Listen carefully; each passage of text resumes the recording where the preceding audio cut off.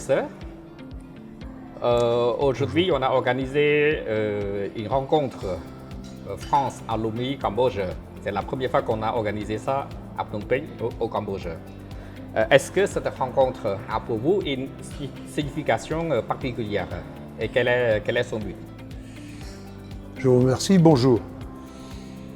Effectivement, dans cette année, la francophonie a une place très particulière qui a été très bien démontrée à Paris récemment, où le président Macron a célébré cette francophonie devant des centaines de participants.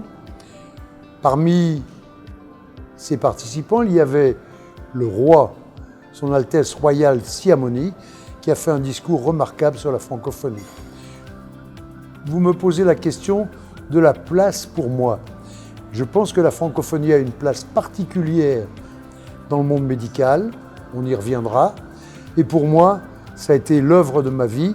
J'y ai consacré toute mon activité depuis 26 années, où je viens assez régulièrement, parfois 2 fois par an, au Cambodge. Donc je suis content de voir aboutir cette activité, le développement de cette activité, et pouvoir faire le point aujourd'hui et éventuellement envisager des nouvelles pistes de travail pour poursuivre cette francophonie. D'accord, donc vous avez travaillé dans ce domaine avec le Cambodge depuis 26 ans. Est-ce que vous avez commencé à enseigner les étudiants cambodgiens en médecine depuis quand? 97. 97, jusqu'à maintenant. 1997. C'était ma première mission d'enseignement. J'étais devenu l'année précédente pour faire le point et faire le bilan de ce qui était possible de faire. Mais j'ai véritablement assuré la première mission en 1997. Puis, les missions se sont poursuivies après. Et comme vous avez beaucoup contribué au développement du secteur de médecine au Cambodge jusqu'à maintenant, comment vous évaluez-vous la capacité des médecins cambodgiens? La motivation des médecins cambodgiens est énorme. Ils ont envie de progresser. Cela s'avérait nécessaire car après la période génocidaire des Khmers rouges, il y avait un véritable trou humain. Il n'y avait plus de médecins au Cambodge. Plus de médecins, plus de chirurgiens. Il fallait donc combler ce trou humain et j'ai participé avec d'autres. Je n'ai pas été tout seul. Avec d'autres, j'ai participé à refaire un corps médical et chirurgical au Cambodge pour soigner les malades et les blessés. D'accord. Donc, envoyer les étudiants cambodgiens à se faire former en France dans le domaine de la médecine, ça demande un gros budget. Est-ce que vous ne pensez pas de faire le diplôme de spécialité en médecine, le diplôme délocalisé, comme on fait dans le cadre à la faculté de droit, on appelle la pôle de coopération. Là, on a le diplôme, à partir de master, on dit diplôme délocalisé. On envoie des missionnaires français pour former les étudiants sur place. Alors, des missionnaires français sont venus, beaucoup, aider à la formation des médecins parce qu'au début, on manquait de professeurs cambodgiens. Mais pour les médecins et plus particulièrement les chirurgiens, une formation pratique complémentaire qui n'est pas simplement des cours de faculté, qui est une formation pratique efficace sur le terrain, s'est avérée nécessaire. Et les Cambodgiens ont ressenti le besoin de venir compléter leur formation en France pour acquérir les standards thérapeutiques européens et les appliquer au Cambodge. Merci beaucoup. Donc, malgré votre âge, vous êtes toujours très actif dans la coopération franco-cambodgienne. Alors, qu'est-ce qui vous motive à promouvoir la coopération médico-chirurgicale franco-cambodgienne? Alors, il y a d'abord un aspect personnel.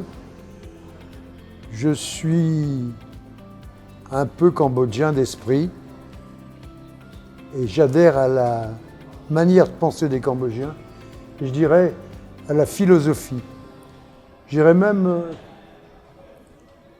je suis assez impressionné par la philosophie de la religion bouddhiste et les préceptes de cette religion, je les ai adoptés dans ma vie, tout en restant catholique, bien sûr. Mais disons que je suis impressionné par cette manière de penser, de réagir dans l'adversité, cette capacité que les Cambodgiens ont eue de résilience dans la difficulté et qu'on retrouve sur le terrain. Par exemple, dans mon métier, le métier de chirurgien, il faut une grosse capacité quelquefois pour résister aux difficultés. Difficultés quand on voit les malades souffrir, difficultés quand on les voit mourir, difficultés devant les échecs, reprise chirurgicale qui impose une grosse dépense de soi-même. Et cette motivation, je l'ai trouvée très forte, très marquée dans votre pays. Et donc, peu à peu, s'est instituée entre moi et le Cambodge une véritable affection, pour ne pas dire un amour. Disons-le clairement, j'aime les Cambodgiens, j'aime le Cambodge. Je ne suis pas rassasié de la vie cambodgienne. Chaque fois d'ailleurs, je vois des progrès nouveaux dans tous les domaines et je suis enthousiaste sur ce que vous avez réalisé. Quand on compare le Cambodge des années 90 et ce qu'il est devenu maintenant, je vous avoue qu'on ne peut être qu'admiratif. Ça se montre bien. J'ai appris que vous avez été nommé consul honoraire du Royaume du Cambodge à Lyon, en France. Et depuis quand est-ce que vous avez été nommé à ce poste? Alors, ça fait 14 ans maintenant. 14 ans. Pourquoi? Parce qu'il y a une loi en France, internationale d'ailleurs, qui est la Convention de Vienne, qui interdit certaines professions d'être consul. On ne peut pas être militaire et consul. On ne peut pas être professeur de faculté et consul. C'est curieux, mais c'est comme ça. Donc dès que j'ai pu prendre, malgré que je continuais mon activité thérapeutique, malgré que j'ai pu prendre ma retraite de professeur, j'ai été sollicité pour accepter cette fonction consulaire. Au début, je vous avoue que j'ai hésité, parce que j'avais manqué de formation et je ne me rendais pas bien compte de l'envergure de ce que ça représente, ce monde de la diplomatie. Je l'ai pénétré doucement avec l'aide de l'ambassade du Cambodge à Paris, avec l'aide des collègues cambodgiens qui travaillent à l'ambassade, qui m'ont expliqué peu à peu ce qu'était le métier. Il y avait un gros besoin dans la région Rhône-Alpes qui comporte une grande quantité de Cambodgiens, à peu près 16 500 Cambodgiens, 6 500 familles. Et de ce besoin, l'ambassade n'y arrivait plus. Alors on m'a demandé si j'accepterais cette fonction. Finalement, j'ai commencé doucement, avec l'aide de 2 collaborateurs cambodgiens, très efficaces. Puis peu à peu, j'ai fait de plus en plus, et j'ai assuré la totalité de la fonction, disons comme une petite ambassade. D'accord. Est-ce que votre deuxième fonction en tant que consul honoraire, ça vous aide davantage à mobiliser, à organiser des rencontres des alumni? Bien sûr, vous avez tout compris. Le fait d'être consul du Cambodge, ça donne une certaine position sociale.